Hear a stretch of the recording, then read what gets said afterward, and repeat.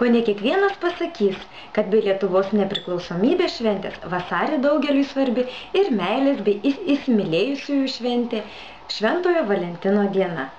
Tik įdomu, ar meilės laiškeliuose sveikindami mylimuosius sutrumpinimą šventasis rašome mažąją ar didžiąją raidę?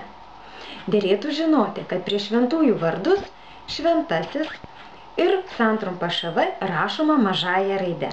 Pavyzdžiui, šventoji Ona, šventasis Petras, kaip ir šventasis Valentinas.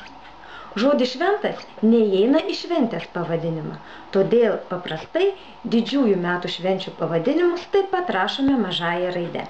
Šventos Kalėdos, šventos Velykos. Sutrumpinimas ŠV didžiąja raide rašomas tada, kai vartojamas gatvių, švenčių, bažnyčių ir kitų tikrinių pavadinimų pradžioje. Pavyzdžiui, Šventojo Stepono gatvė, Šventosios Onos atlaidai, Šventųjų Jonų bažnyčia.